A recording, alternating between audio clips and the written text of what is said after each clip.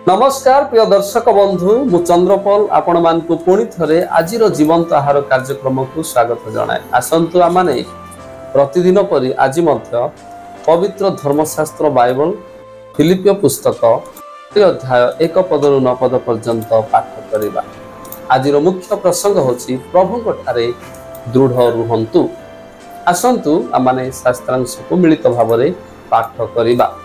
अतएव हे मोहर प्रिय ओ इष्ट मोहर आनंद ओ मुकुट स्वरूप भातृवृंद एहीपरि भावरे प्रभुଙ୍କ ठारे स्थिर होइथाओ। प्रभुଙ୍କ ठारे एकमना हेबा निमंते मु योदिया ओ सुंथुकी उभयंकु अनुरोध करूअछि। पुणी हे प्रकृत सहकारी एही महिला मानंकु सहाय्य करिबा पाई तुम्भक मध्य निवेदन करूअछि, कारण एमाने क्लेमेंस ओ मोहर अन्य सहकर्मी मानक सांगरे सुसमाचार कार्य मो सहित परिश्रम करियछंती। सेही सहकर्मी मानकर नाम जीवन पुस्तक रे अछि। सर्वदा प्रभुଙ୍କ ठारे आनंद कर, पुनश्च कहुछि आनंद कर। तुम मानकर मृदुपण समस्त लोकंक निकटरे प्रकाशित हो। प्रभु निकटवर्ती। कौनसी विषय चिंतित हो नाही, किंतु समस्त विषय प्रार्थना और विनती द्वारा धन्यवाद सह तुम मानकर निवेदन सब ईश्वर निकटरे जनाओ। सेथिरे समस्त बधर अगम्य जे ईश्वर शांति ताहा तुम मानकर हृदय और मन को ख्रीष्ट जीशु सहभागितारे सुरक्षा करी रखिबो। अवशेष हे भातृगण, जहा जहा सत्य, जहा जहा आदरणीय, जहा जहा यथार्थ, जहा जहा विशुद्ध, जहा जहा प्रीतिभाजन, जहा जहा सुख्याति युक्त जेकोसी सद्गुण और प्रशंसार विषय थाए से समस्त विषय चिंता कर।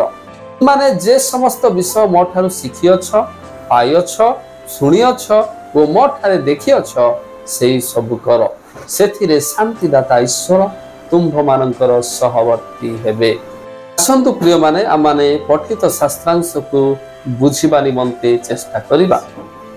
पाउल मंडलीर दुई महिला नेत्री योदिया एवं संतुकी को एकमत होई एकतारे काम करने को परामर्श देथिले।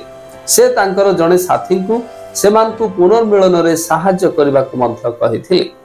पाउल विश्वासी मानकु चिंतित न होई प्रार्थना करने को, धन्यवाद देबा को एवं सर्वदा आनंद करने को उत्साहित करथिले। जदिओ ताड़ना एवं कष्ट चिंता एवं चिंतार कारण हेबो, पाउल सेमानंकु सेही समय रे प्रार्थना करबाकू एवं धन्यवाद देबाकू उत्साह देइथिले। एपरि करिबा द्वारा परमेश्वर शांति सेमानक हृदय एवं मन को सुरक्षा देबो। संत प्रिय माने एठारे ईश्वर आमानकु कोन शिक्षा पाई चाहंती ताहा आमाने यत्नपूर्वक शिक्षा करिबा। 2 पद अनुसार पाउल योदिया एवं सुंतुकी को एकमना हेबाकू उत्साहित करथिले। से पूर्वरु गुरुत्व देइथिले जे प्रभुଙ୍କ ठारे एकता हेबा केते गुरुत्वपूर्ण। यदि विषयटी सत्य किंबा सुसमाचार पाई गुरुत्वपूर्ण न थाए तेबे एकता हासिल करिया पाई निजर व्यक्तिगत मतामत को भूली जीवा भल। कारण आत्मा रे एकता बजाय रखिबा हेउछि मंडलीर सर्वोत्तम लक्ष्य। 4-9 पद अनुसार कष्टकर परिस्थिति केवल निर्णय करे नाही जे किए विश्वासी कि नाही, एहा सही परिस्थिति रे आमर मनोभाव जहा आमकु अलगा करे। जेतेबेले ख्रिस्टियन माने चिंता करिबा परिवर्ते प्रार्थना करिबाकू, अभियोग करिबा परिवर्ते आनंद एवं धन्यवाद देबाकू एवं जगतर पथ अपेक्षा वाक्य अनुसार जीवन यापन करिबाकू बाछंती लोक माने लक्ष्य करिबे।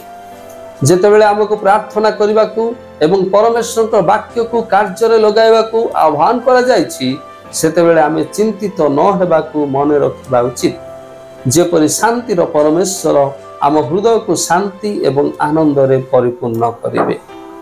प्रभु मानकु आजिर ध्यान द्वारा आशीर्वाद करंतु। आसंतु प्रिय माने आमाने प्रार्थना करिबा। हे प्रिय प्रभु, आमानक जीवन रे आपणकर प्रकृत प्रेम आनंद शांति को अनुभव करिया पाए सर्वदा साहाय्य करंतु। ଯଦ୍ୱାରା ଆମମାନେ ଆମ ଚତୁଃପାର୍ଶ୍ୱ ଲୋକମାନଙ୍କ ସହିତ ଆପଣଙ୍କ ପ୍ରେମ ଆନନ୍ଦ ଶାନ୍ତିକୁ ବାଣ୍ଟୁ ବାଣ୍ଟୁ ଆମମାନଙ୍କର ଅବଶିଷ୍ଟାଂଶ ଜୀବନକୁ ଶାନ୍ତିରେ ବଞ୍ଚି ପାରିବୁ। ପ୍ରଭୁ ଯୀଶୁଙ୍କ ନାମରେ ମାଗିଲୁ ବିତ, ଆମେନ୍।